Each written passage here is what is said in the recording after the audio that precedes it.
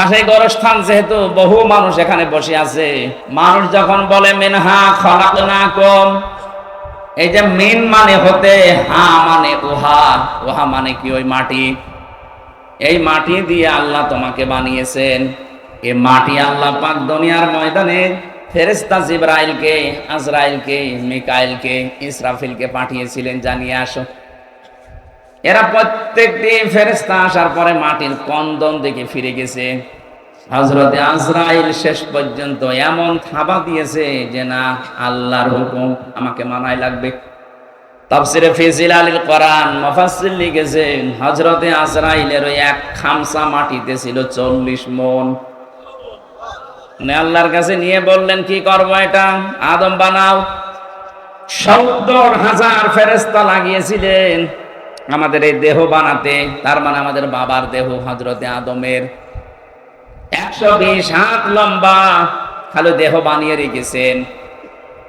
আল্লাহ রাব্বুল আলামিন বলেন, আমি ফেরেশতাদের দিয়ে পুরা দেহটা বানিয়েছি। সব দেহ বানিয়ে শেষ করে দেয়নি। ওয়ালাকাদ খালাকনাকুম সুম্মা সাওয়ারনাকুম সুম্মা কুলনা লিল মালাইকাতি ইসজুদু লিআদামা ফাসাজাদু ইল্লা ইবলিস। ইলা আখিরি আয়াত। সূরা আনফালের 10 নম্বর আয়াতে আছে, আল্লাহ পাক বলেন, অবশ্যই আমি মানুষদের বানিয়েছি এবং তার আকৃতি দিয়েছি। এই যে আমি বানিয়েছি মানুষকে, এটা বলার পরে সাব্বারনাকুম, এটা কেন দিলেন? শুধু মানুষের কথা বললেই তো হয়ে যেত, আলাদাভাবে আকৃতির কথা কেন বললেন? মুফাসসির বলেন, যদিও দেহটা আল্লাহ ফেরেশতাদেরকে দিয়ে বানিয়েছেন, কিন্তু আকারটা বানিয়েছেন আল্লাহ মুখেরটা নিজের হাতে। এই আকৃতিটা পৃথিবীর কাউকে, ফেরেশতাদের কাউকে আল্লাহ দেয়নি, শুধু নিজের হাতে সুন্দর করে তিনি সাজিয়েছেন। আর এত সুন্দর করে চেহারাটা বানিয়েছে, পৃথিবীর সব সৃষ্টির তুলনায় মানুষের চেহারা সুন্দর। লাকাদ খালাকনাল ইনসানা ফি আহসানি তাকওয়িম। অবশ্যই আমি মানুষকে সব চাইতে সুন্দর আকৃতি দিয়েছি, এত সুন্দর করে মানুষকে বানিয়েছি। এই যে আকারের দিকে তাকান, বিজ্ঞান প্রমাণ করছে আয়াতটা নিয়ে, সাব্বারনাকুম, তোমাদের আকার আল্লাহ বানিয়েছেন। এই আকারের ভেতরে 5টা জিনিস আছে। এই 5টার ভেতরে 3টি ইন্দ্রিয় শক্তি কাজে লাগানোর জন্য আল্লাহ আমাদেরকে দিয়েছেন, বিশেষ করে কর্ণ, চক্ষু এবং এই বাক শক্তি, যেটা কথা বলি। মানুষের বিবেক থাকলে মানুষ উল্টাপাল্টা কথা বলতে পারে না। সূরা আরাফে পাবেন এই তথ্যটা, 179 নম্বর আয়াতের প্রথম অংশে আছে, ওয়ালাকাদ যারানা লি জাহান্নামা কাসীরাম মিনাল জিন্নি ওয়াল ইনস। অবশ্যই আমি অধিকাংশ মানুষ আর জিন জাহান্নামে দেব, এই জন্যই বানিয়েছি। এই একটু খেয়াল করবেন, শব্দটা শুরু করার আগে আল্লাহ গ্যারান্টি দিচ্ছেন, এটা সুপারলেটিভ ডিগ্রি বলে। ওয়ালাকাদ খালাকনা, ওয়ালাকাদ যারানা, অবশ্যই আমি আল্লাহ বানিয়েছি, লি জাহান্নামা, জাহান্নামের জন্য, কাসীরাম মিনাল জিন্নি ওয়াল ইনস, অধিকাংশ মানুষ আর জিন জাহান্নামে দেব, এই জন্য বানিয়েছি। প্রশ্ন আসতে পারে, আল্লাহ যখন কাসীরা দিলেন যে অধিকাংশ জিন আর মানুষ জাহান্নামে দেবে, তাহলে আমাদের আর কোনো দোষ নেই নাকি? এর পরবর্তীতে আল্লাহ 3টি ইন্দ্রিয় শক্তির কথা দিয়েছেন, যেটা আমাদের এই চেহারার ভেতরে আছে। এই যে বাক শক্তি, যেটা দিয়ে বিবেকের তাড়নায় কথা বলা হয়। বিজ্ঞান আমাদের এই কথা বলা শব্দটা নিয়ে সূরা রহমানের 4 নম্বর আয়াতে আছে, খালাকাল ইনসানা আল্লামাহুল বায়ান, আমি মানুষ বানিয়েছি আর তাকে কথা বলা শিখিয়েছি। এটা নিয়ে বিজ্ঞানে গবেষণা চালিয়েছে যে মানুষ কথা বলে কি করে, দেখি তো। এই যে কয়েক ইঞ্চি জায়গা গলার ভেতরে, এখানে 27টা স্তর আছে। এতটুকু জায়গায় 27টা স্তর পার করার পরে, ধাক্কা লাগার পরে একটা কথা তৈরি হয়। আপনি তো মনে করছেন এ আর কি, আপনি টের পাচ্ছেন? এই কথা বলার শক্তি পৃথিবীর কেউ আপনাকে দেয়নি। যারা এই 15.5 বছর কথা বন্ধ করে রেখেছিল, তারাও দেয়নি। ডাইরেক্ট ইনডাইরেক্ট ভাবে দেশে আমরা শুধু 14 দলের লোক বাদ দিয়ে বাকি সবাই ছিলাম কথা বন্ধ অবস্থায়। কথা যা বলতাম ওটা কথা না। আমাদের বাক শক্তির উপরে একটা অনিয়ন্ত্রিত একটা গোপন ভাবে আইন জারি করা ছিল, আমরা কথা বলতে পারতাম না। আমি এর ব্যাখ্যা পড়েছি তাফসিরে আর হাদিসে। নবীজি জানিয়েছেন কথা কিভাবে বলো জানো? প্রত্যেকটি স্তরে একটা করে ফেরেশতা বসে আছে। এর কাছে এর কাছে ওর কাছে এভাবে 27টা জায়গা ভাগ ভাগ করে আসে। শেষ নাম্বার ফেরেশতা কথাটা যেভাবে তৈরি হওয়া দরকার ওইভাবে তৈরি করে ছেড়ে দেয়। একজন ফেরেশতা যদি দায়িত্ব অবহেলা করে আপনি কিয়ামত পর্যন্ত কথা বলতে পারবেন না, শুধু গা গু করবেন। কত বড় নিয়ামত পেয়েছেন আপনি, টের পেলেন? আল্লাহ পাক বলেন এই যে যোগ্যতা দিলাম তোমাকে, এই যোগ্যতাটা যারা আগে দুনিয়ায় কাজে লাগায় না, বিবেক যাদের দিয়েছি, হৃদয় দিয়েছি, যে মানুষগুলো অনুধাবন করতে পারে কিন্তু এই মানুষগুলো অনুধাবন করার শক্তি থাকার পরেও করে না। আল্লাহ চোখকে ডাক দিয়ে বলছে, চোখওয়ালা মানুষ কি করো তুমি? আফালা ইয়ানজুরুনা ইলাল ইবিলি কাইফা খুলিকাত ওয়া ইলাস সামাই কাইফা রুফিআত ওয়া ইলাল জিবালি কাইফা নুসিবাত ওয়া ইলাল আরদি কাইফা সুতিহাত। বলেন আল্লাহু আকবার। এখানে আল্লাহ 4টা সৃষ্টির নাম দিয়েছেন। ও চোখওয়ালা, একটু ওঠের দিকে তাকাতে পারো না? কিভাবে তাকে বানালাম। মরুভূমির জাহাজ বানিয়ে দিয়েছি তাকে। জমিনের দিকে একটু তাকাতে পারো না? কিভাবে আমি সমতল করে দিলাম বিছানা। পাহাড়ের দিকে তাকাতে পারো না? পাহাড়কে আমি পেরেক বানিয়েছি। আল্লাহ এই কুদরতের কথাগুলো চোখকে দিয়ে দেখতে বলছেন এই কারণে। পেরেকের কথা কেন দিলেন? ওয়াইলাল জিবালি কাইফা নুসিবাত, পেরেক স্বরূপ পাহাড়কে আমি গেড়ে দিলাম জমিনে। এখানে এই যে তক্তার উপরে ব্রেক মারা আছে, এই ব্রেকের উপরের যে মাথাটা আছে চ্যাপটা, এই চ্যাপটা কতটুকু দেখা যায়? এর নিচে যতটুকু আছে তার চাইতে কমপক্ষে 20 ভাগের 1 ভাগ। কথা বলে না কেন? এতটুকু এরকম 20 ডবল এই ব্রেকের ভেতরে ঢোকা আছে, গেড়ে দেওয়া আছে। আল্লাহ এই পাথর যেটা দেখতে পান পাহাড়, এটা শুধু ওই ব্রেকের ওই মাথাটা একটু জেগে আছে। তার মানে এরকম 20 ভাগ এই মাটির নিচে আল্লাহ গেড়ে দিয়েছে। এই বিশাল কুদরতের কথা, ক্ষমতার কথা আল্লাহ আমাদের শোনালেন। এই জন্যে কি নিয়ে মাস্তানি করো?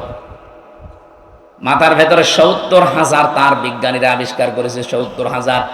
এই যে সামনের দিকে আছে ফ্রন্টাল লব, অক্সিপিটাল লব, প্যারাইটাল লব। আমি কোরআনে কারিমের এই আয়াতগুলো বিজ্ঞানের সাথে যখন মিলিয়েছি, একটা জিনিসের ভেতরে এক একটায় 18টা করে জিনিস পেয়েছি। কম্পিউটার এখানে সেট করলাম, আপনাকে দেখাতে পারতাম। প্রত্যেকটার সাথে তার নার্ভ সেট করা আছে। এখান থেকে পুরা শরীরের সাথে আল্লাহ কানেকশন দিয়ে রেখেছে। যখনই কোনো কিছু হয় ওই অঙ্গ প্রত্যঙ্গ আগে ওই ব্রেনের কাছে দিয়ে দেয়। আমি হাদিসে পড়েছিলাম, বিশ্ব নবী জানিয়েছেন কারো যদি একটা তার একটু ঢিলা হয়ে যায় সে লোকটা পাগল হয়ে যায়। 70,000 তার একটা একটু ঢিলা হয়ে গেলে সে পাগল হয়ে যায়। আপনাকে তো আল্লাহ পাগলামি করতে দেয়নি, অন্তত বিবেকটা দিয়েছে। একটা তারও আপনার কাটা না, তারপরও কি হয়েছে? কেন চিন্তা ভাবনা আসে না আপনার? এ চোখ দিয়ে এত কিছু দেখায়, এ জমিনটা দেখালাম, পাহাড় দেখালাম, আকাশ দেখালাম, এতটুকু একটা প্যান্ডেল বানাতে 14টা খুঁটি দিয়ে রেখেছো, অথচ বিশাল আসমান একটা খুঁটি নেই, কিয়ামত পর্যন্ত এটা পড়বে না। সুবহানাল্লাহ বলতে পারেন? তাদের কান আছে কিন্তু এই মানুষগুলো শোনে না। এই যে আমি যেখান থেকে কথাটা নিয়ে এসেছিলাম, আল্লাহ আমাদেরকে আকার আকৃতি বানানোর পরে যে 3টি ইন্দ্রিয় শক্তি, 3টাই মাথার ভেতরে আছে। কথা বলেন ঠিক কিনা? বাকি যেগুলো আছে এগুলো আলাদা। এই 3টি যাদের আছে, আপনি এবার নিজের বিবেককে প্রশ্ন করেন তো, আপনার বাক শক্তি যেটা আকেল শক্তি, আপনি কি যে চোখে দেখতে পান, দর্শন শক্তি, শ্রবণ শক্তি, এগুলো কি সঠিকভাবে কাজে লাগাতে পারছেন? চোখ দিয়ে যেটা দেখা দরকার আপনি ওইটা দেখেন না, যেটা দেখা দরকার নেই না জায়েজ আপনি ওইটা দেখেন।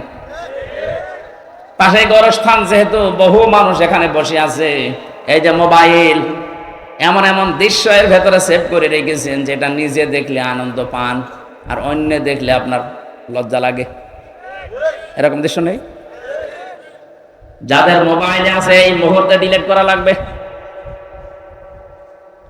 কারা কারা এই মুহূর্তে ডিলিট করে দেবেন? নিজে দেখলে আনন্দ পান, অন্য দেখলে লজ্জা পান, এরকম দৃশ্য হাত তোলেন তো।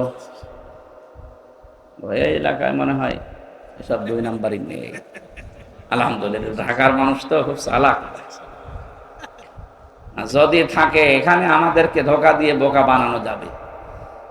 যিনি আপনাকে বানিয়েছে, এখানে বহু মানুষ এরকম নেই, নিজের মোবাইলে, কম্পিউটারে, টিভির পর্দায় নিজে দেখলে আনন্দ লাগে, অন্য দেখলে লজ্জা পায়, এরকম দৃশ্য নেই? এটা কবিরা গুনাহ।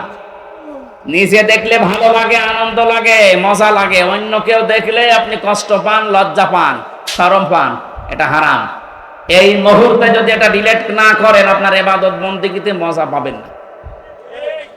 এটা করে দেন, দেখেন ফজরের নামাজে কি একটা শান্তি পান। এখনই করে দিন, ওইটা চলে যাস, তো করে দেওয়া দূরের কথা, ওইটা চলে যাস না। এই এলাকায় ওয়াজ মনে হয় হবে না। আপনার কষ্ট হচ্ছে? আর আমল যদি শুরু না করি তো এই ওয়াজ প্রতি বছরে বছরে দিয়ে লাভ আছে? এখনই এই আমলটা করা যায় না? আমার এর ভেতরে আছে শুধু লেকচার। আন্তর্জাতিক স্কলার যারা আছে, আন্তর্জাতিক স্কলার আমার বিশ্ববিদ্যালয় স্যারদের লেকচার আছে শুধু, এগুলো আমি সেভ করে রাখি কিছু পাওয়ার জন্য। আপনার মোবাইলে আছে পরিমণের নাচ, ধরেন সুবহানাল্লাহ, এরকম নাচ দেশে নেই? থাকলে আপনি ডিলিট করে দিন ভাই। এই যে বাচ্চারা, মুরগির বাচ্চা বলে, মুরগি যখন এইভাবে পাখাটা দেয়, পাখাটা দেওয়ার পরে ডাউন করার পরে ফল করে ফেলে দেয়, একটার সাথে আরেকটা পর লেগে যায়, লেগে যায় না? একটু সফট হয়, একটু কোমল হয়, মোলায়েম হয়, ওর নিচে যখন বাচ্চারা আশ্রয় নেয় তখন একটা কিচির মিচির কিচিরমিচির আওয়াজ দেয়। এটাকে বাংলায় বলে অনির্বচন সুখ। আপনি আজকে যদি এখনই আল্লাহর ভয়ে এই কাজটা করতে পারেন, ঘৃণা করে যে যা আমি আর জীবনে কাজ করব না, আমার বিবেকে বাধা দেয়, আপনি দেখেন ফজরের নামাজ পড়লে আপনার তখন আলাদা একটা অনির্বচন সুখ। এটা পাওয়ার জন্যই তো এসেছেন নাকি? সুতরাং এটা আজকেই করে দেবেন, আমি আশা করতে পারি আপনার কাছে। না আশা করতে পারি না? আল্লাহ যেন তৌফিক দেন, বলেন আমিন। আল্লাহ রাব্বুল আলামিন বলেন, আমি এই সুন্দর করে আকৃতি এটা বানিয়ে শেষ করে দেইনি, ফেরেশতাদেরকে এবার ডাক দিলাম। রূহটা তার ভেতরে যাওয়ার পরে সে একটা হাসি দিয়েছিল। বিজ্ঞান জানিয়েছে একবার যখন মানুষ হাসি দেয়, ওর শরীর থেকে এত পরিমাণ জার্ম বের হয়ে যায়, যদি কেউ টাকা পয়সা খরচ করে হাসি দেওয়া লাগতো তো 12,000 টাকা খরচ হতো একবার হাসি দিতে। হাসি দিলে এমন এমন জার্ম শরীরের ভেতর থেকে আল্লাহ বের করে দেয় যে সারাদিন প্রবেশ করে। যত রকমের ফাঁকা আছে শরীরে বিভিন্ন জায়গা দিয়ে এগুলো আসতেছে, হাসির মাধ্যমে আল্লাহ ওইগুলো সব দূর করে দেয়, ওই জার্ম গুলো। জোরে বলেন সুবহানাল্লাহ। এটা আমাদের আদি পিতা হযরতে আদমকে আল্লাহ যখন রূহ দেয় তখন তিনি এরকম হাসি দিয়েছিলেন। এটা বানাতে গিয়ে ফেরেশতারা যে খড়কটা, বালি, মাটি, আগুন, পানি বিভিন্ন জিনিসের ভেতরে ছিল, একবারে হাসি দেওয়ার সঙ্গে সঙ্গে নাক দিয়ে মুখ দিয়ে আল্লাহ সব বের করে দিয়েছেন। হযরতে আদম আলাইহিস সালাম ওই সময় একটা শব্দ বলেছিলেন, আলহামদুলিল্লাহ। আল্লাহ এত বেশি খুশি হয়েছেন শব্দটা শোনার পর, কিয়ামত পর্যন্ত আদমের সন্তান যারা আসবে তারা যদি হাসি দেয়, আলহামদুলিল্লাহ বলা তাদের জন্য ওয়াজিব হয়ে যায়। এমনকি তার পাশে যে থাকবে তার জন্য পড়া লাগবে ইয়ারহামুকাল্লাহ। কথা বলছেন এখানে কি একটা গুরুত্বপূর্ণ কাজ যে আলহামদুলিল্লাহ পড়া ওয়াজিব। পাশে থাকলে তার জন্য ইয়ারহামুকাল্লাহ বলা লাগবে কেন? তার পাশে যে থাকবে সে বলবে ইয়াহদিকাল্লাহ। এর পাশে যে থাকবে 5 জনের নাম পেয়েছি আমি হাদিসে। চিন্তা করলাম একটা শব্দ আলহামদুলিল্লাহ বলা হাসি দি এত কেন? ইয়ারহামুকাল্লাহ, ইয়াহদিকাল্লাহ কেন বারবার এত কেন? কারণ আপনি এক একবার হাসি ডাক্তারের কাছে বলেন যে আমার হাসি দিয়ে দেন, 12,000 টাকা নেবে। একবারে যদি 12,000 হয়, 5 বার যদি হাসি দেন 5 বার আপনি ফকির হয়ে যাবেন শুধু হাসি দিতে। হযরতে আদম হাসি দেওয়ার পরে দাঁড়িয়ে গেছেন। ফেরেশতাদেরকে আল্লাহ পাক বলেন, দাঁড়াও, আমি একটা ক্লাস করাবো আজকে। জান্নাতের ভেতরে আল্লাহ নিজে শিক্ষক হয়ে আদম আলাইহিস সালামকে একটা ক্লাস করিয়েছিলেন। এবার আমি শিক্ষিত মানুষদের বলছি, ওয়াল্লামা আদামাল আসমাআ কুল্লাহা সুম্মা আরাদাহুম আলাল মালাইকা। আল্লাহ পাক বলেন আমি নিজে আদমকে ক্লাস করালাম, যত রকমের নাম আছে সব ওই ক্লাসে তাকে শিক্ষা দিলাম। এসএম এর বহুবচন আসমা। আমি আলেমদেরকে বলছি এবার যত তাফসির এখন এই দেশে পাওয়া যাচ্ছে, গতানুগতিক যে তাফসির গুলো দেখবেন ওখানে এসএম এর বহুবচন আসমা। আসমা মানে নাম সমূহ। আপনার কি মনে হয় যারা শিক্ষিত ভাই আছেন, জেনারেল বলেন আরবিতে বলেন, বলেন ওখানে ক্লাস করাচ্ছে কে? আল্লাহ। আপনি হিসাব করে করে বলেন ক্লাস করাচ্ছে কে? আল্লাহ। ছাত্রকে আদম আলাইহিস সালাম। বলেন তো ক্লাসটা কি সাধারণ ক্লাস? না, আর জায়গা জান্নাত। এই গণশাস্ত্র ভার্সিটি না, সরাসরি আল্লাহ নিজে জান্নাতের ভেতরে, সাধারণ মানুষের ক্লাস না, একেবারে প্রথম মানুষ, তাও নবী, তাকে ক্লাস করাচ্ছেন আল্লাহ নিজে শিক্ষক হয়ে। আমরা তাফসিরের ভেতরে পড়ে থাকি যে বিভিন্ন নাম শিখিয়েছে, আমরা মনে করি নাম মানে আলু, পটল, ঝিঙা, বেগুন, এটা শিখিয়েছে। আপনাকে বিবেক মরে গেছে নাকি বলেন তো? অত বড় একটা গুরুত্বপূর্ণ ক্লাসে যে যত বড় প্রতিষ্ঠানে ক্লাস নেয় তার ক্লাসের ওই মান মর্যাদা ওই রকমের হয়। ক্লাস 1 এসে ক্লাস নিচ্ছে, ও বিশ্ববিদ্যালয়ে মাস্টার্সে ক্লাস নিতে পারবে? বলেন বলেন। কারণ ভার্সিটিতে যারা ক্লাস করে 80 জন 85 জন ছেলে মেয়ে সব ম্যাগনেট, ওইটা নিয়ে বসে আছে। ওখানে 1 ঘন্টা ক্লাস নিতে হলে আপনাকে 50 ঘন্টা পড়া লাগবে। যদিও এরকম শিক্ষক এখন আস্তে আস্তে হারিয়ে যাচ্ছে, এখন অধিকাংশগুলো ব্যবসা হয়ে গেছে। কথা বলছেন না? আমার বিশ্ববিদ্যালয়ে এক একটা সেমিস্টারে কমপক্ষে 42টা ক্লাস নেওয়ার কথা, 3টা 4টা নেয়, বাকিগুলো সব আল্লাহর রাস্তায়। এটা যাদের রেকর্ড হচ্ছে আমার স্যাররাও শুনবে, শুধু আমার স্যাররা না, সারা পৃথিবীতে এটা যাবে কালকে বিভিন্ন ভাষায় রূপান্তর হয়ে। সবাইকে বলছি কান খাড়া করে শুনবেন।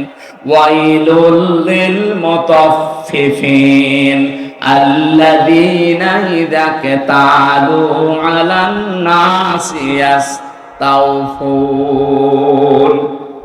আল্লাহ পাক বলেন ধ্বংস হয়ে যাক ওই দোকানদারগুলো, যেই মানুষগুলো দুনিয়ায় ওজনে কম বেশি করে।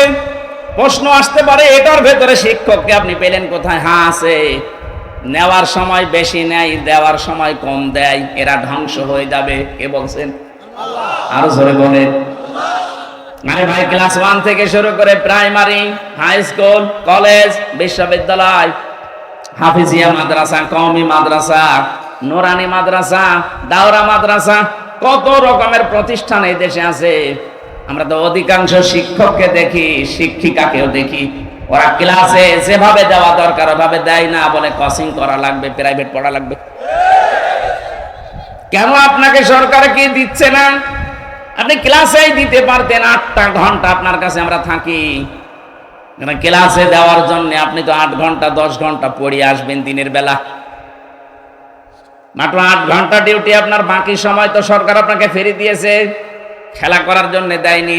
আপনি যা করবেন ওই সাবজেক্টের উপরে যত রকমের তথ্য উপাত্ত আছে সব জোগাড় করবেন, এসে ক্লাসে ওইগুলো ডেলিভারি দেবেন। আপনি তো নেওয়ার সময় ঠিকই নিয়েছিলেন।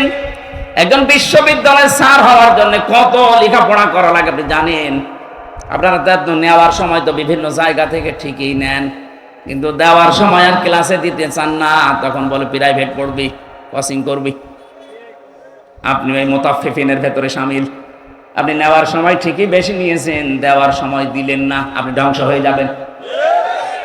আজ নিজের বিশ্ববিদ্যালয়ে ক্লাস নিতে চাই না, প্রাইভেট ভার্সিটিতে যে ক্লাস নিচ্ছে মাসের পরে মাস। এই কথা বলছেন? আমি জানি স্যাররা এটা শোনার পরে বলবে হামজা বেশি বোঝে, বেশি বুঝি আমি, এটাই বাস্তব। 5টা বছর আপনাদের কাছে আমরা ছিলাম, সত্যি আপনারা যা পেয়েছিলেন, কত বড় বড় জায়গা থেকে আপনি ডিগ্রি নিয়ে এসেছিলেন, মদিনা বিশ্ববিদ্যালয় থেকে, মিশর থেকে, লন্ডন থেকে পড়া স্যারও পেয়েছিলাম। এত জায়গা থেকে এত কিছু আপনি নিয়ে আসলেন, দেওয়ার সময় তো আর দিলেন না। 42টা ক্লাসের 2টা ক্লাস নিয়ে বলছে বাকিগুলো আর করা লাগবে না, ধ্বংস হয়ে যাবে। চর্মচকে হয়তো দেখতে মনে হবে যে বহু টাকা পয়সার মালিক হচ্ছে, বিভিন্ন জায়গায় উল্টাপাল্টা করে, এগুলো টিকবে না। আপনি 10 লাখ টাকা কামাই করে নিয়ে আসবেন ডান আর বাম হাত দিয়ে, বাড়িতে এসে দেখবেন 15 লাখ টাকার ক্ষতি হয়ে গেছে। দেখবেন আপনার বউ পাগল, কি গো আর কথা বলতে পারছেন, এখন কথা বলাতে লাগবে 8 লাখ। মেয়ে বেরিয়ে চলে গেছে আল্লাহর রাস্তায়, পরে ঘুরিয়ে নিয়ে আসতে আরো 5 লাখ, 8 5 13 গেল। ছেলে দিকে সিনে ধরেছে, নিয়ে আয় হুজুর, নিয়ে আয় কবিরাজ, নিয়ে আয়, ওটা ছাড়তে আরো 2 লাখ। নিয়ে এসেছিলেন মাত্র 10 লাখ, চলে আসছে 15 লাখ। হারাম টাকা থাকবে না। আমি শুধু ইঙ্গিত দিলাম, আমার মনে হয় শিক্ষিত যারা ওরা বুঝে ফেলেছে। এখানে ক্লাস করাচ্ছেন সরাসরি আল্লাহ। এই ক্লাসে যেহেতু সব চাইতে দামি ক্লাস, এখানে আলু পটল ঝিঙা বেগুনের নাম দরকার নেই, এগুলো থাকতে পারে, কিন্তু আসল হচ্ছে আল্লাহ ওই একটা ক্লাসে আদম নবীকে শিখিয়েছিলেন যত রকমের ন্যায় কাজ, যত রকমের অন্যায় কাজ, ওই এক ক্লাসে তাকে শিখিয়েছেন। প্রশ্ন আসতে পারে এটা কোথায় পেলেন? এটার বাস্তব প্রমাণ আমরা তো ওই ক্লাসে ছিলাম। কথা বলে না কেন? ছিলাম আমরা ছিলাম ইনডাইরেক্ট ভাবে। আমাদের আদি পিতা হযরতে আদমের পৃষ্ঠদেশের ভেতরে আমাদের রূহগুলো ছিল। কিয়ামত পর্যন্ত যত মানুষ আসবে সব আদমের পৃষ্ঠদেশে ছিল না?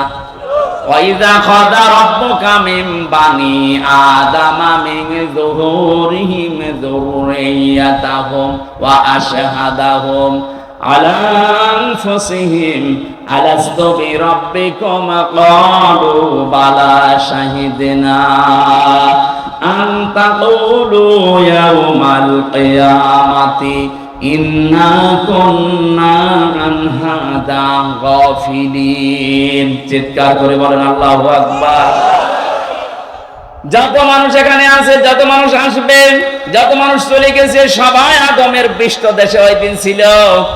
আমরা ওই ক্লাসে ইনডাইরেক্ট ভাবে ছাত্র, যদিও আমরা ক্লাস করি না আমাদের বাবার মতো ওই ক্লাসে, যেহেতু তার পৃষ্ঠদেশের ভেতরে ছিলাম, এই হিসাবে আমাদের মগজের ভেতরে আল্লাহ শিক্ষাটা অটোমেটিক দিয়েছে, ন্যায় এবং অন্যায় বোঝা কার্যকারিতা। আপনি একটা অশিক্ষিত মূর্খ মানুষকেও যদি লেখাপড়া জীবনে করেনি, তাও কোনটা ন্যায় কোনটা অন্যায় সে জানে, তার শেখালো কে? ওই ক্লাসে। কথা বুঝতেছে? এটা দুনিয়ায় আপনি যেন কাজে লাগান। এই জন্য আল্লাহ পাক আদমের পৃষ্ঠদেশ থেকে বের করে নিয়ে আমাদেরকে প্রশ্ন দিয়েছিলেন, আলাস্তু বিরাব্বিকুম, আমি কি রব না? সবাই আমরা এক বাক্যে বলেছিলাম, ক্বালু বালা, অবশ্যই আপনি আমাদের রব। হয়তো অবশ্যই আপনি আমাদের রব, এই কথা বললাম কোন জ্ঞানের ভিত্তিতে? ওই যে আদম নবীর ওই ক্লাসের ভিত্তিতে। আমার কথা বোঝা যাচ্ছে না? তাহলে সকল ন্যায় এবং অন্যায়ের যে সাবজেক্ট গুলো সব ওই একদিনে তিনি শিক্ষা দিয়ে দিয়েছেন। ওখান থেকে তিনি হযরতে আদম আলাইহিস সালামের বাম পাজরের হাড় দিয়ে আমাদের আদি মাতা হযরতে হাওয়াকে বানালেন। সুন্দরী একটা মেয়ে লোক বানিয়ে রেখে দিয়েছে। হযরত আদম ঘুম থেকে উঠে দেখলেন সুন্দরী, তাকালেন এবং ধরতে গেলেন, কারণ নিষিদ্ধ জিনিসের প্রতি আকর্ষণ সে জন্মের শুরু থেকেই। কথা বলেন না কেন? যেই তাকিয়েছে, ধরতে গেছে, আল্লাহ বলে ধরাও যাবে না, তাকানো যাবে না। আদম নবী বলছে, আল্লাহ ধরাও যাবে, তাকানো যাবে, এই বুদ্ধি দিন। বুদ্ধি দিলাম, বিয়ে করা লাগবে। এই জন্য আদমের সন্তান কিয়ামত পর্যন্ত যারা আসবে, আর যদি মূর্খ হয় দেখবেন নামাজের ফরজ কয়টা জানে না, কিন্তু বিয়ে করা ফরজ এটা জানে। আপনার পেটে বম মারে, ওজুর ফরজ কয়টা বলতে পারবে না, বিয়ে করা যে ফরজ এ জানে। বহু যুবক মানুষ এখানে বাবা যারা আছেন, পুত্র যদি এবং ছেলের মেয়ে যদি প্রাপ্ত বয়স্কা হয়ে যায়, আপনি বিয়ে দিতে চান না, বলো নিজের পায়ে আগে দাঁড়াক। নিজের পায়ে দাঁড়াতে গিয়ে যদি একবার কোনো কাম করে ফেলে, কিয়ামতের দিন আপনিও জেনাকারের কাতারে দাঁড়াবেন। এই জন্য বাবারা একটু সাবধান হবেন। ওর ঘাড়ে সোয়াল তুলে দেন, এমনি বওয়ার সিস্টেমও জেনে ফেলবে। আমরা মনে করি ওরা নিজের পায়ে দাঁড় করিয়ে, তারপর আমি রিমান্ডে যখন ছিলাম একটা হিন্দু পেয়েছিলাম অফিসার, বাড়ি রাজবাড়ি, রাত 12টায় আসে, ওর 6টায় যায়, প্রায় আসতো।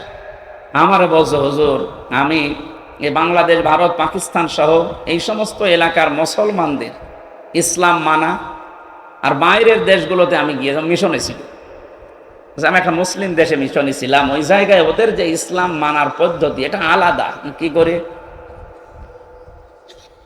অফিসার আমারে বলছিল, আমি ওখানে 2 বছর ছিলাম, এক হোটেলে খাবার খেতাম, যে হোটেলে খাবার খায় ওই হোটেলের মালিক একটা মুসলমান, কিন্তু ছেলেকে বানিয়ে রেখেছে। আয়াত বাংলায় মুখস্থ করেছি, যে সূরা তাগাবুন বলেছি আমি অফিসে যে বাংলায় বের করে সূরা তাগাবুনের 14 নম্বর আয়াতটা মিলালাম, কি দেখি আছে এখানে। আল্লাহ পাক জানিয়েছেন, ইয়া আইয়ুহাল্লাযীনা আমানু ইন্না মিন আযওয়াজিকুম ওয়া আওলাদিকুম আদুওয়াল লাকুম ফাহযারুহু ইলা আখিরি আয়াত। ইয়াতে আল্লাহ ঈমানদারকে ডাক দিয়ে জানিয়েছেন, ও হে যারা ঈমানের দাবি করো, অবশ্যই তোমাদের স্ত্রী, সন্তানাদি আর সম্পদাদি এগুলো কিন্তু মাঝে মাঝে তোমাদের শত্রু হয়ে দাঁড়াবে, সুতরাং এদের ব্যাপারে খুব সতর্ক থাকবা। এদের পেছনে পড়ে, এদের পেছনে লাগতে গিয়ে, এদের পেছনে শ্রম দিতে, সময় দিতে গিয়ে আমার আল্লাহর বিধানটা যেন ভুলে যেও না। আমি বললাম, আপনি কি বোঝাতে চান এখানে? উনি আমাকে বুঝিয়েছিল, হুজুর উনি আমার এই আয়াত দিয়ে বোঝাতে চেয়েছেন, আমার এই ছেলেটাকে আমি লেখাপড়া শেখাতে চেয়েছিলাম, যতটুকু চেষ্টা করেছি ও আর পড়ে নাই, ওর যে লেখাপড়ার দৌড়, এরপরে আমি ওর একটা সৎ পাত্রী দেখে পাত্রস্থ করেছি, ওকে বিয়ে দিয়েছি। 3 নাম্বার দায়িত্ব ছিল আমার ওর একটা কর্মজীবন তৈরি করে দেওয়া। তা আমি যে কর্মজীবন দেব, ওর তো সেই যোগ্যতা নেই। আমি ঘুষ দিয়ে কোন চেয়ারে বসিয়ে দেব, ওই চেয়ারে বসলে ওর ওই যোগ্যতায় চেয়ার চলবে না, শেষে চেয়ারের পায়া থাকবে না। কথা বুঝতেছেন? তাদের চিন্তা ভাবনা দেখেছেন? আমাদের দেশের হাজারো বাবা এই জহির গ্রুপের কাছে যে বলবে আমার ছেলে ম্যাট্রিক ফেল, বিএ পাস, চাকরি করছে, ওই জায়গায় আপনি বসিয়ে দেন। উনি হয়তো আপনার মুখের দিকে তাকিয়ে সম্মানের খাতিরে দেবে, কিন্তু যে ম্যাট্রিক ফেল ও ওই চেয়ারে বসার যোগ্যতা রাখে। ওর শিক্ষা নেই, ওর ট্রেনিং নেই। উনি যে আমাকে প্রথমে কথা বলার সময় ইকরা বলছিলেন, ইকরা শব্দের শাব্দিক অর্থ শুধু পড়া না, ইকরা মানে যোগ্যতা অর্জন করা।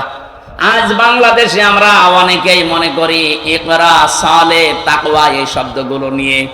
ইকরা, এরপরে সালেহ, তাকওয়া, এই শব্দগুলোর ব্যাখ্যা শুনি না আমরা। সালেহ মানে নেককার, তাকওয়া মানে আল্লাহর ভয়, ইকরা মানে পড়া না।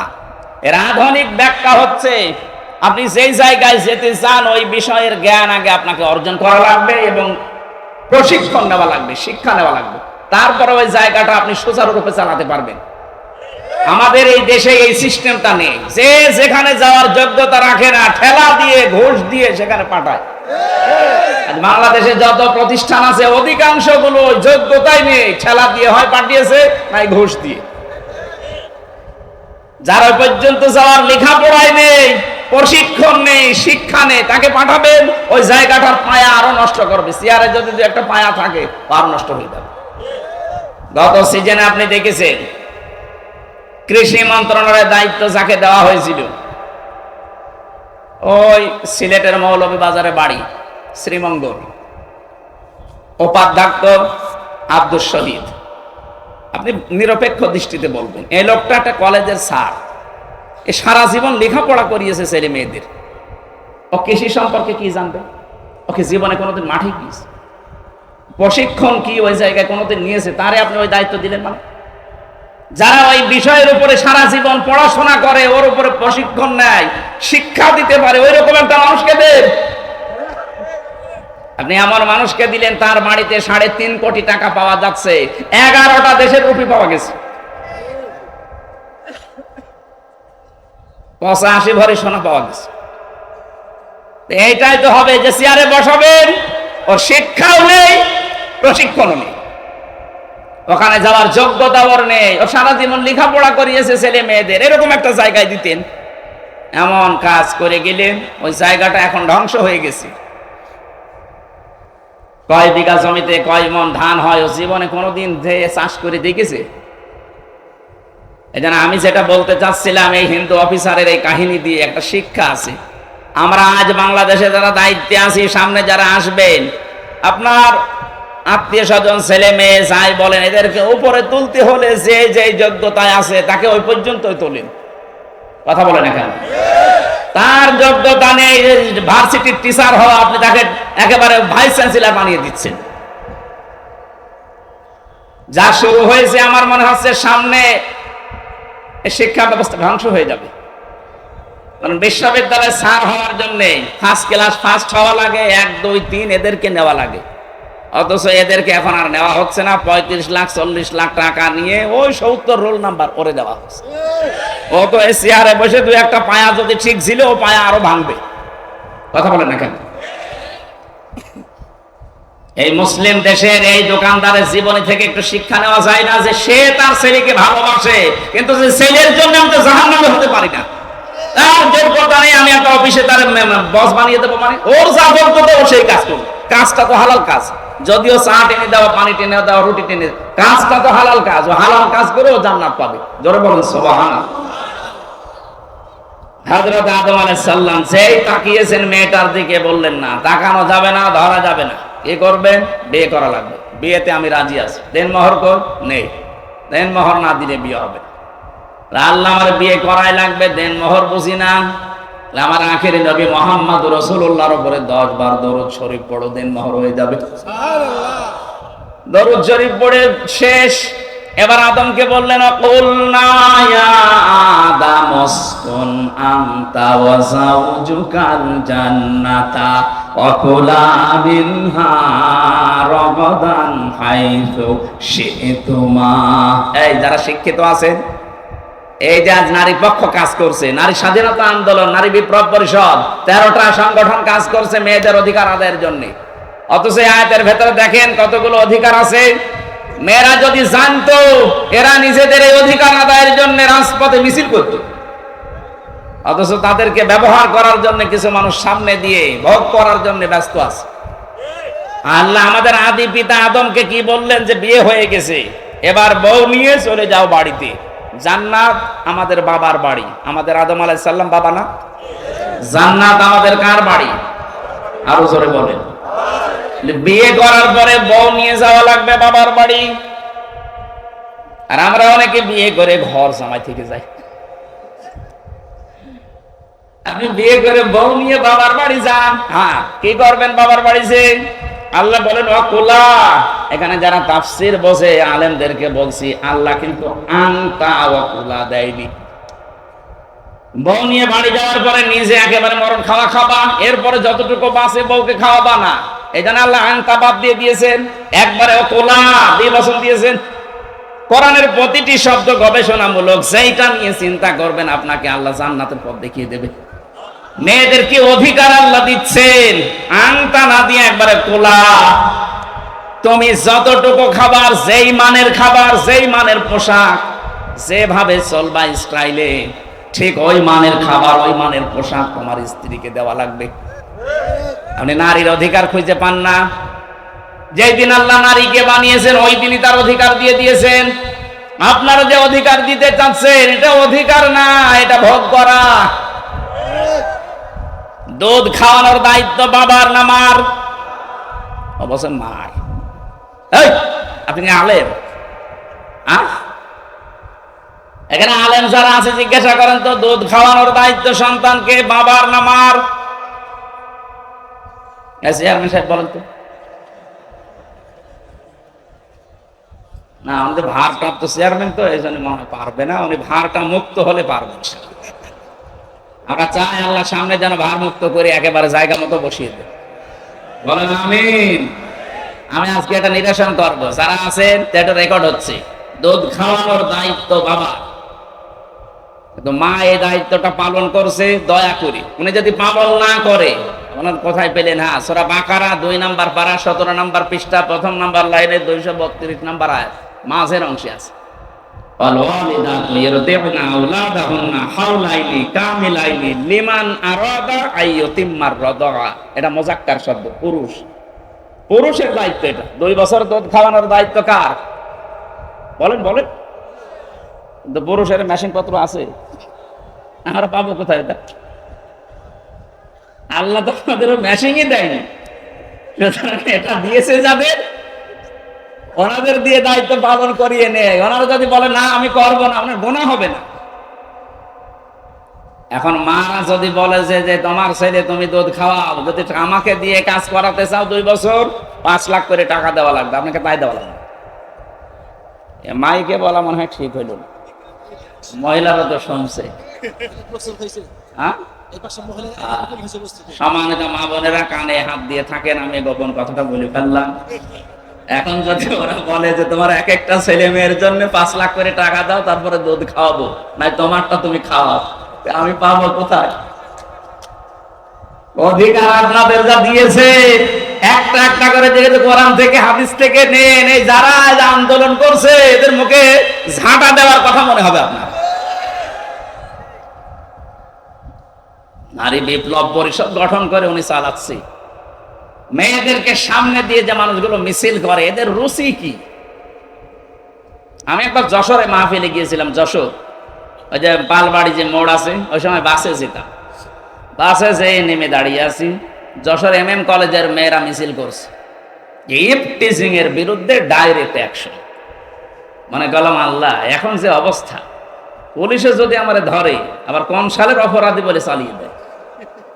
পুলিশের ভয়ে ঢুকলাম এক চাঁদ দোকানে, ঢুকে দেখছি পুলিশ চা খাচ্ছে।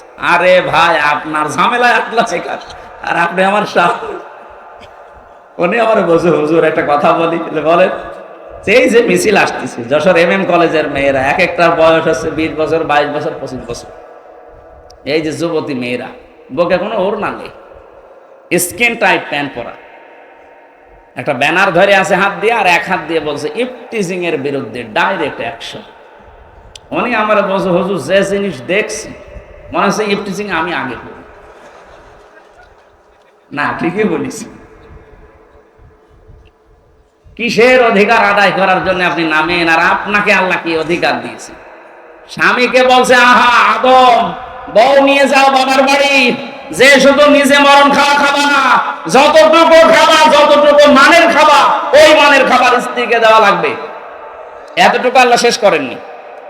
অকুলা মিনহা রগাদান হাইসু শি'তুমা, বউ নিয়ে ঘরের ভেতরে একেবারে তালাবদ্ধ করে রাখবা না, ওখানে যেখানে ইচ্ছা যাবে, যা ইচ্ছা খাবে। তার মানে কি, বউ নিয়ে আপনি ঘোরাফেরা করতে পারেন, বিভিন্ন জায়গায় যেতে পারেন। আজ বাংলাদেশ জামাত ইসলামীর যিনি আমিরে জামাত ডাক্তার শফিকুর রহমানকে সাংবাদিকরা প্রশ্ন করছে, যদি ইসলামে দেশে আসে তাহলে মেয়েরা তো ঘরবন্দি হয়ে যাবে, তালাবদ্ধ হয়ে যাবে। না, মেয়েরা সবচেয়ে বেশি অধিকার পাবে যদি বাংলাদেশে ইসলাম কায়েম হয়।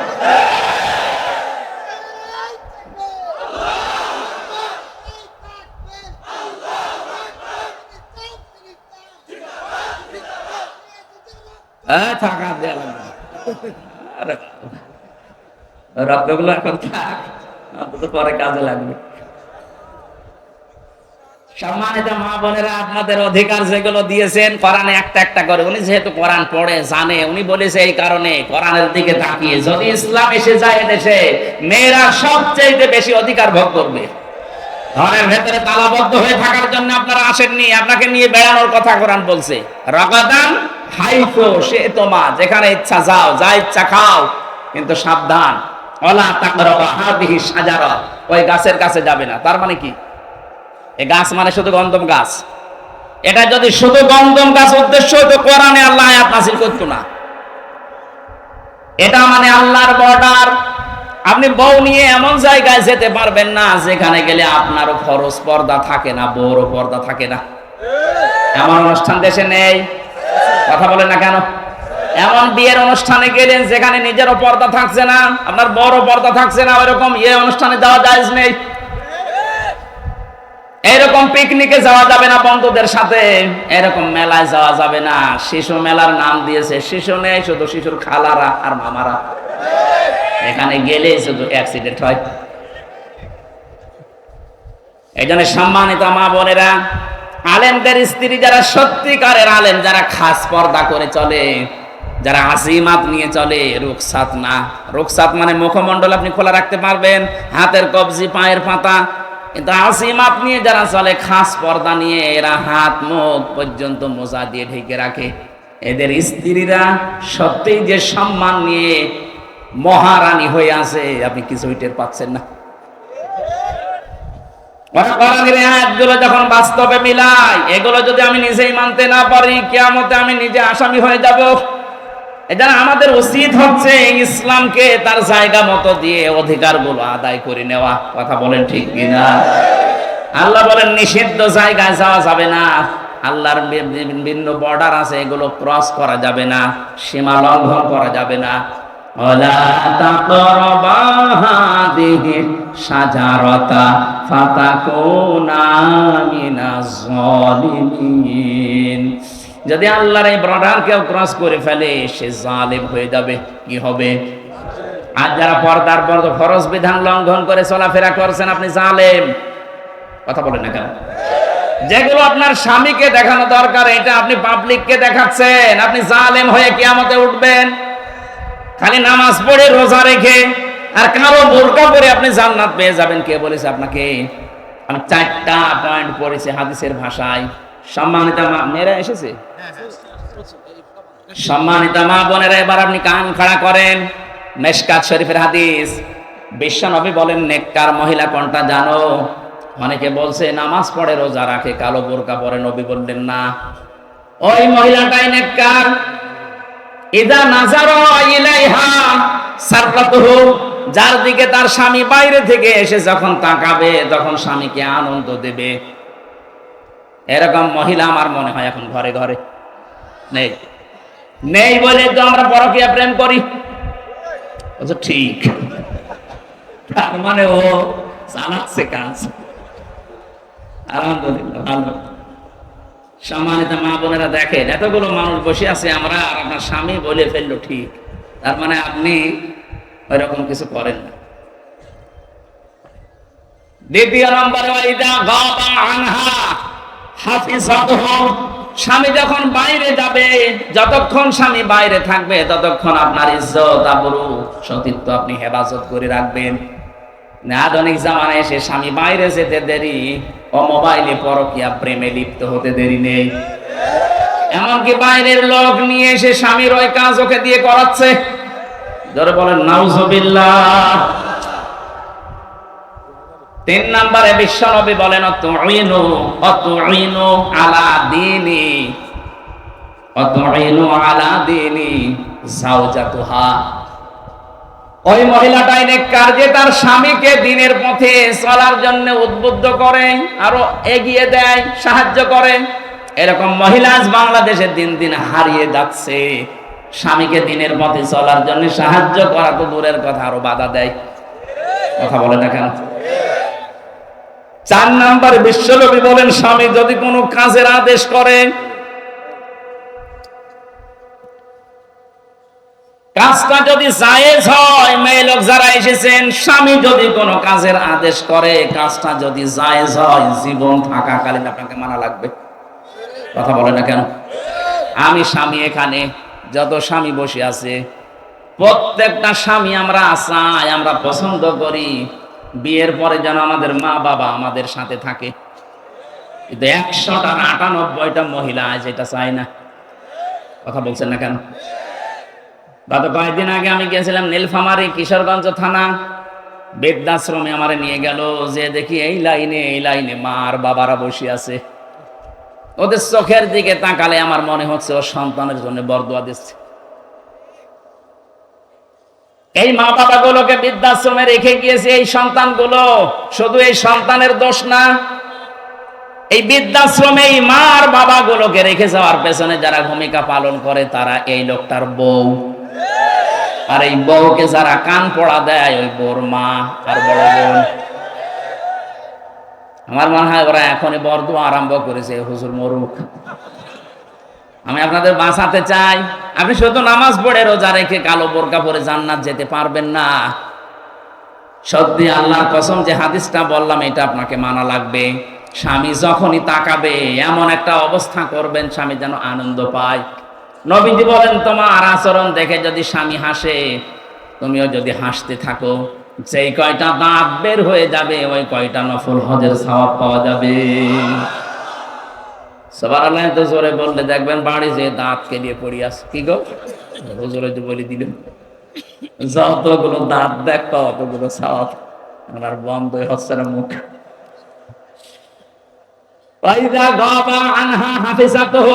স্বামী যখন বাইরে যাবে, খুব গুরুত্বপূর্ণ বিষয় এটা, নামাজ রোজার মতোই ফরজ। আপনার শরীরকে আপনি হেফাজত করে রাখবেন, এমনকি মোবাইলে কোন আওয়াজে কথা বলবেন সেইটাও আল্লাহ কোরআনে দিয়েছেন। সূরা আহজাবের 32 নাম্বার আয়াত, 22 নাম্বার পারা, প্রথম নাম্বার পৃষ্ঠা 3 নাম্বার লাইনে আছে। এটা তাফসিরে খাজেনের ভেতরে পাবেন।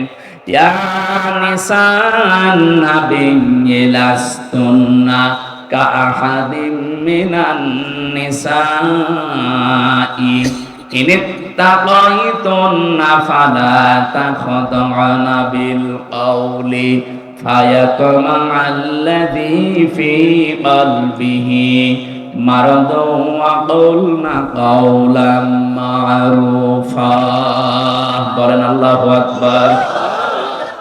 আল্লাহ বলেন, হে নবীর স্ত্রীরা, কারোর সাথে যদি কথা বলতে চাও পর্দার আড়াল থেকে কথা বলবা, সঠিক কথা, মিথ্যা কথা বলা যাবে না। সম্মানিত মা বোনেরা, মোবাইলে বলেন, ফ্যাক্সে বলেন, ফোনে বলেন, যেখানেই কথা বলেন মিথ্যা কথা বলবেন না, কিন্তু ভাষা হবে রুক্ষ সূক্ষ্ম। এমন কড়া কড়া ভাষা দিয়ে কথা বলবেন ঝাঁঝালো গলায়, ওর মনের ভেতরে যদি গুড়ও থাকে বলবে আল্লাহ দরকার নেই, এ মহিলা না আজরাইল।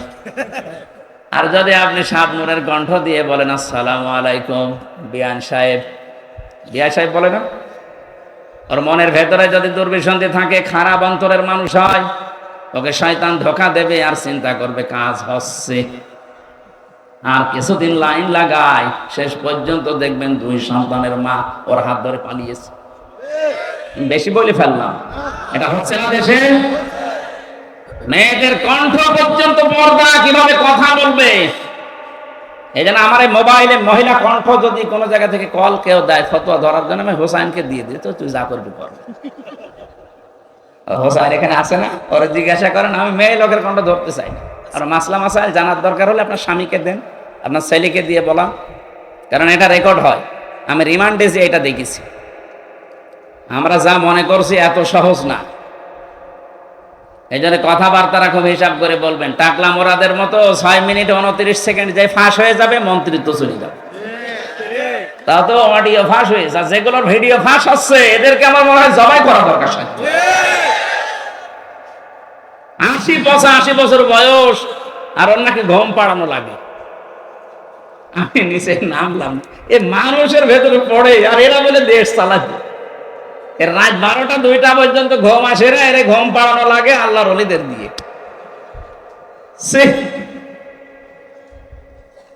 এদের আবার সাক্ষী পাচ্ছে না। আমি গ্রেপ্তার হওয়ার পরে আমার ম্যাডামকে কল দিয়েছে মাওলানা আমিরুল ইসলাম বেলালি, সাক্ষীরা। ওই কলের রেকর্ড দেখে আমার পরের দিন রিমান্ডে শোনাচ্ছে। কি গো, কি আশ্চর্য। এই জন্য কথা কারোর সাথে বললে, বিশেষ করে এই যে মোবাইল নাম্বারে, এই মোবাইল নাম্বারে কথা বলা আর গোয়েন্দাদের সামনে কথা বলা সমান। হোয়াটসঅ্যাপটা এখনো আছে, কিন্তু এখন আর নিরাপদ না, এটা এখন ওদের আন্ডারে চলে গেছে। তো হিসাব নিকাশ করে চলবেন ভাই।